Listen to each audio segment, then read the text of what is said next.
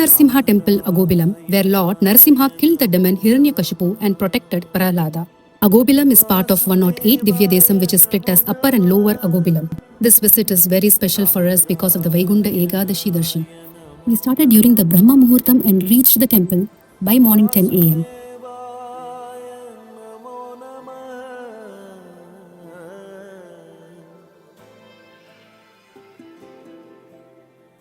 First step was to book a jeep to reach Pavana and Bhargava Narasimha, which is inside forest of Nallamala hills of Andhra. Since the jeep covers the off-road, rugged terrain to reach Pavana and Bhargava Narasimha temple located inside the Nallamala hills of Andhra, the hiring is allowed only till 3 pm.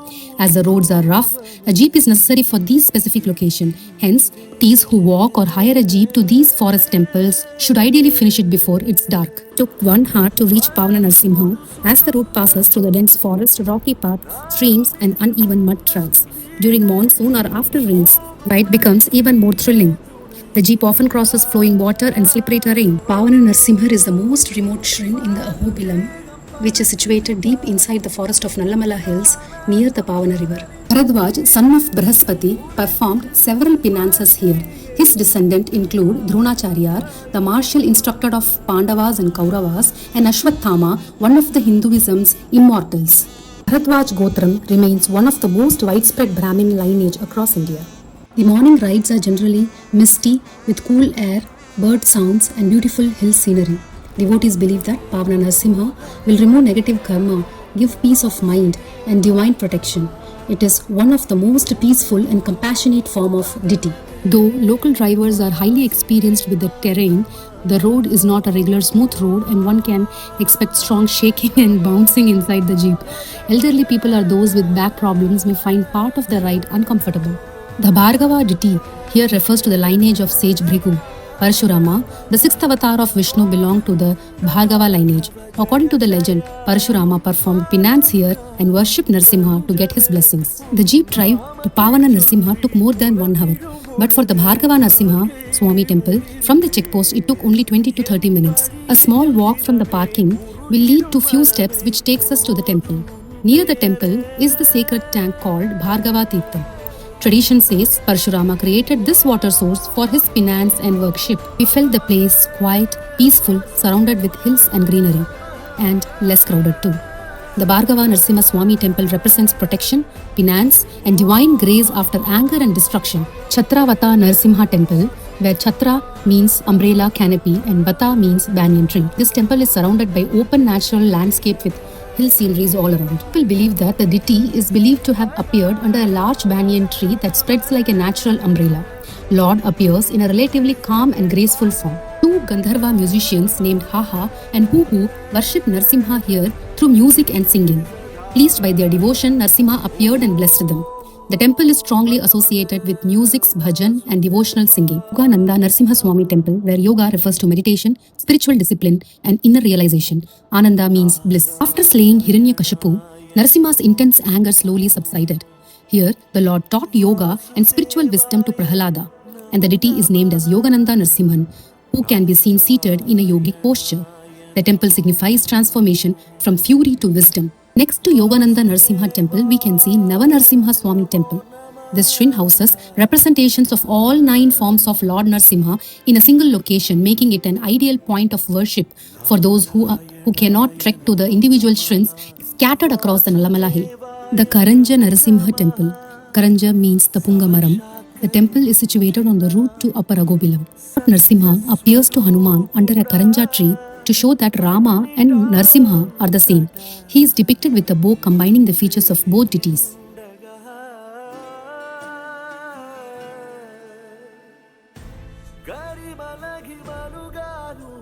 From the checkpost near the foothill, one can either walk, take an auto or board a bus to reach the Upper Ahobilam, Eguva Ahobilam. Upper Ahobilam Lakshmi Narasimha temple is the central and the most powerful shrine of Ahobilam Divya Desam, dedicated to Narasimha, being praised by Thirumangai Alvar. The entire Ahobilam region, including Upper and Lower Ahobilam, together form the Divya Desam. From car parking, few steps and a walk for few distance will take us to the temple. The entire walk, we were astonished to see the rock formation, which is very adorable. Upper Ahobilam is believed to be a spiritually charged area. The actual spot where Narasimha emerged from the pillar is where Hiranyakashipu was killed. Among all NAVA Narasimha temple, this shrine is considered one of the most powerful. The temple is partially inside a natural cave in the hill. The rocky surroundings create a majestic atmosphere. The cave setting makes the shrine very different from the typical large South Indian temple complex. The main deity inside the cave is a ferric Svayambhu form of Narasimha known as Ugra Narasimha. Deity is seated inside a natural rock cave in a powerful posture with Hiranyakashipu on his lap and Prahalada praying before him. The temple is nested near natural cave-like rock structures. Landscape perfectly matches the ferric and majestic nature of the Narasimha. Most of the temple have a specific time of entry. Since it is a forest area and the region becomes darker sooner, we need to properly plan the visit to each temple. Since the next day was Vaikunta Ekadasi, we planned to visit the Divya Desam little beforehand itself. That is why private vehicles were not allowed to enter the upper Ahobilam to avoid the crowd. After completing the darshan at upper Ahobilam, we decided to visit the lower Ahobilam for the last visit of the day. Lower Ahobilam Lakshmi Narasimha temple, also called as Chinna Ahobilam or Diguva Ahobilam. This temple at Lower Ahobilam has a large traditional South Indian temple complex with a tall gopuram, beautiful stone mandabas, intricate carving and pillars.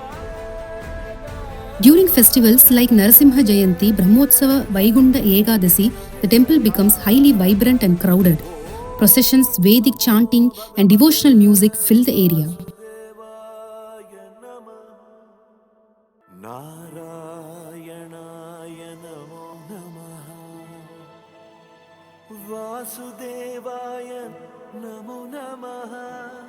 Vaikunta Ekadasi started with a darshan of Lakshmi Narasimha Swami at Lower Ahobilam during the Brahma Muhurta. After getting the Perumal blessing, we started towards the Ugra Stamba. The trek begins from the upper Ahobilam behind the cave temple of Ahobila Narasimha Swami temple, which we visited the previous day. According to the temple tradition, this is believed to be the very place where Narasimha manifested from the pillar to protect Prahalada and destroy Hiranyakashipu.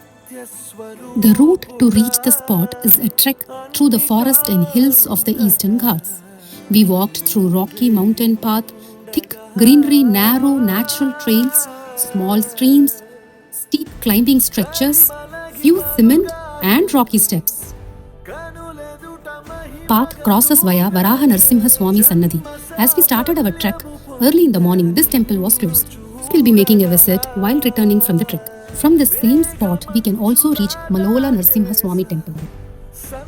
For us, the trek took around 1.5 hours one way from upper main temple to Ugra Stamba.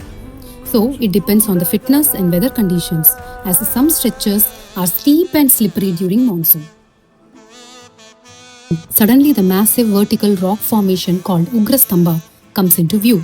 From this point, we can see the Ugra Stamba, the rocky cliff to reach. The only spot during the trek where we can see the Ugra Stamba. The hills and forest of Ahobilam looks breathtaking, especially during early morning as we started around 7 am. Even the post-monsoon season is going to be very attractive here. There are two pathways to reach the Malola Narasimha Swami Sannadhi. One way is from here, which is entirely to be walked through steps created for devotees, and the other that we saw previously from Varaha Narasimha Swami Sannadhi.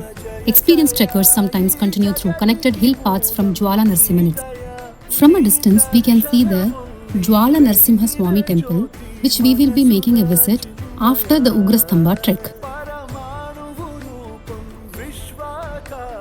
This is the very spot from where the elevated walk towards the Ugra Stamba actually starts. Since this elevated terrain is rocky and slippery, this rope fixed from one tree to another tree proved to be a very helpful maintaining the body balance while climbing. This spot indicates that the inclined walk is over, and next we have to remove slippers near the flag and then go for a downward walk to reach the Stamba. This connecting rock bridge will help us to reach the flag. Literally, I had my heart in the mouth while crossing this bridge. For us to walk over the bridge, which is having valley on both sides.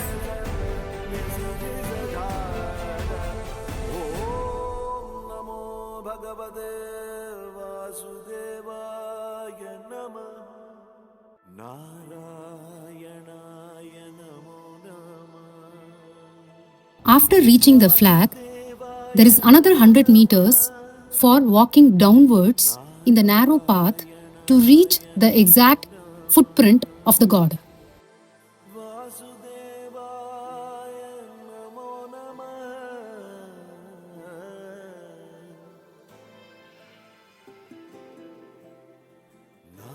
As we climb closer to the spot, the path becomes narrow and steeper. Large rock appears, and suddenly the massive vertical rock formation called Ugra Stamba can be seen.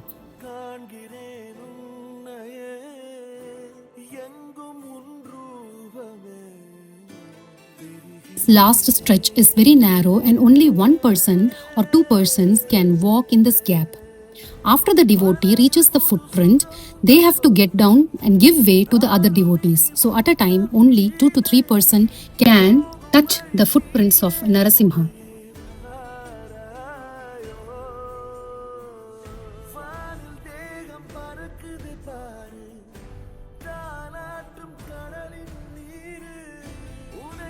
The peak can accommodate only 4 to 5 persons. So we are just waiting for our chance. And by then, we never miss to see the view surrounding this beautiful peak.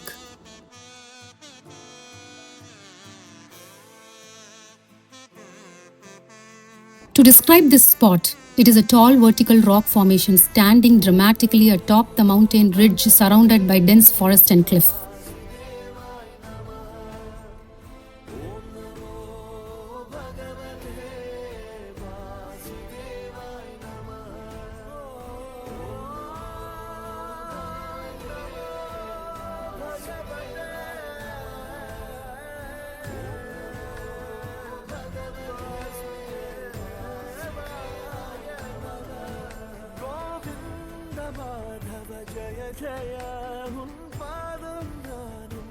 Circumambulating or the Pradakshina of Ugra Stamba is also very divine, which most of the people do not get a chance to walk around.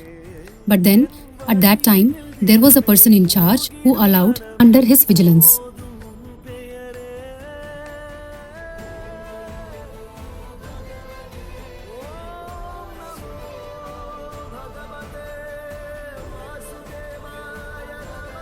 After the divine darshan and visit to this Ugra Stamba on Vaikunta Ekadasi, now it's time to again go out of the place through this narrow passage. 3 more main Navagraha deity that we crossed while climbing Ugra Stamba will be now visited as we get down.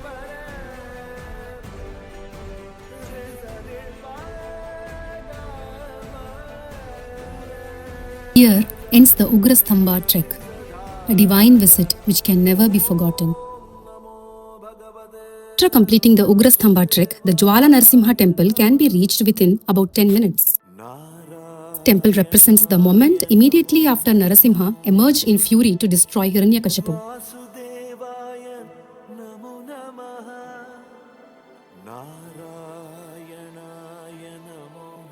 The exact place where Narasimha killed Hiranyakashipu, the Pheric divine energy Ugra Shakti is believed to still remain here. The temple blends naturally with the landscape, preserving an ancient forest-shrin atmosphere. Cave-like surroundings, mountain terrain, natural rock formations, sacred streams, dense greenery will make us remember this divine visit forever.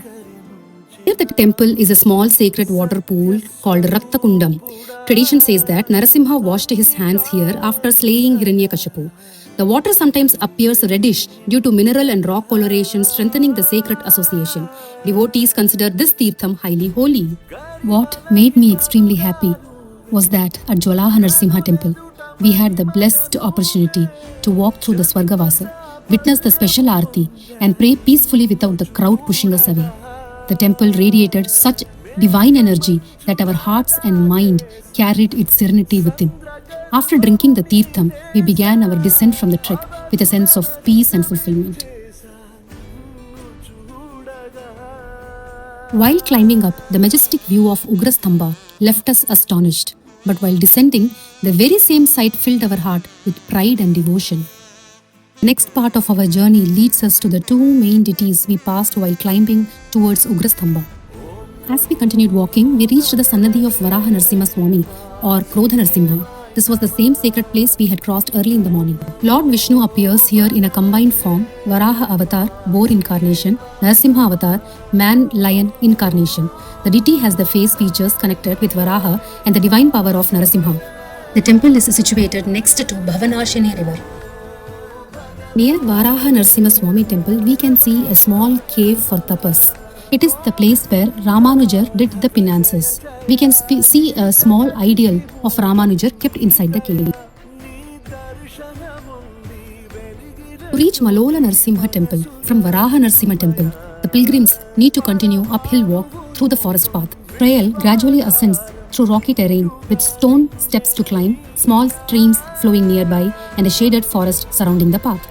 Malola Narasimhan, a peaceful and affectionate form of Lord Narasimhan, seated with Goddess Lakshmi. This form symbolizes calming nature of Narasimha's ferric anger after slaying Hiranyakashipu.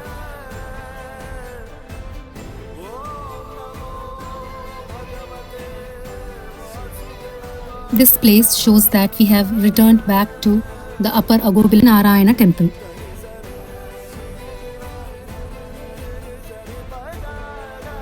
To Vaikunta Ekadasi, private vehicles are allowed only till the foothill, so we hired a vehicle to reach the base. We could see the actual crowd near and around upper Ahobila Lakshmi Narasimha temple, which is the Divya Desam, and the car parking at the foothill. Never specifically planned for a Vaikunta Ekadashi darshan of Perumal, yet everything fell perfectly into place on its own. Our journey happened in such a way that we escaped the crowds and received the darshan of all the Narasimha temple peacefully and comfortably. It was truly an unforgettable trip, and the memories of this divine journey will remain in our hearts forever.